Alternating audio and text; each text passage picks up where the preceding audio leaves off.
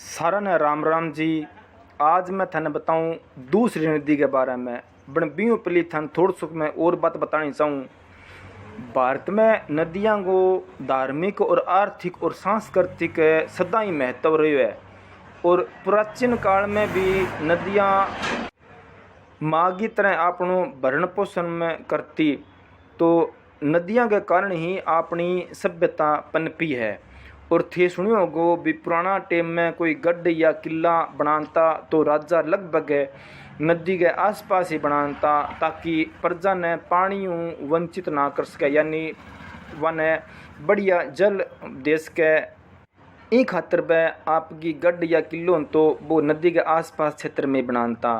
और अपा यहाँ देखा कि भारत में कुल मिला के और करीब करीब 200 नदियाँ हैं, लेकिन आपा ने तो 5-7 नदियाँ के बारे में ध्यान है और बांगा ही नाम आपा जाना लगभग।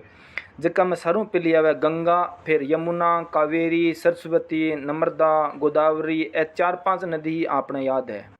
और बिया देखा तो हिंदुस्तान में आध्यात्मिक को देखा तो नदियाँ में स्नान करवाऊँ, फिर अपना जगह अणबूझ ध्यान को नहीं के पाप वेड़ा है जगह भूली चुकी हूँ पाप वेड़ा है पाऊँ पापा मुक्ति मिले स्नान कराऊँ।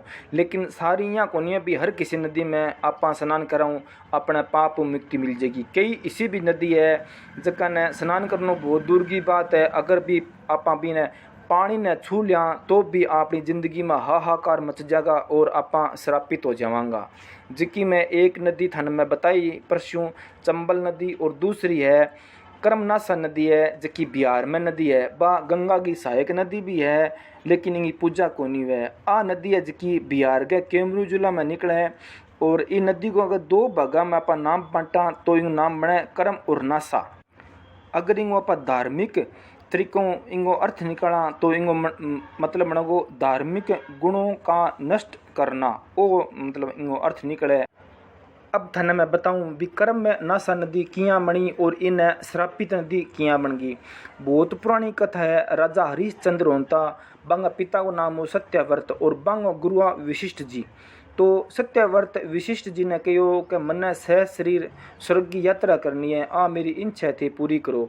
तो विशिष्ट जी इन बात ने मना कर दी, कहो आ ए काम धर्म का विरोध हुआ और हर कोई जनमानस और देवता ने छोड़ के कोई भी सह शरीर स्वर्ग पर कौन जा सके, सिर्फ अपनी आत्मा ही जा सके।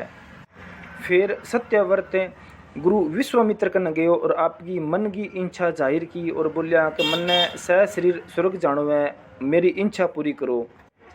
विशिष्ट जी और गुरु विश्वामित्र की आपस में बनती कोनी, तो विश्वामित्र ई बात ने हाँ कर ली क्या ठीक है सत्यव्रत तन्ने मैं सह शरीर स्वर्ग भेजूंगा, आ तेरी इच्छा पूरी करूँगा। और इंगे तो गुरु विश्वामित्र जी यज्ञ और आपका तपोबल पर सत्यव्रत ने स्वर्ग रवाना कर दियो सह शरीर। और ये बात को पतो जब भगवान इंद्र न चाल्यो कि सत्यव्रत एक राजा है और वो सह शरीर स्वर्ग पर आने लग रही है, तो इंद्र भगवान आपकी शक्तियों सत्यव्रत ने ब्रह्मांड का माँ उल्टो लटका दियो, यानी पृथ्वी और स्वर्ग के बीच में उल्टो लटका दियो।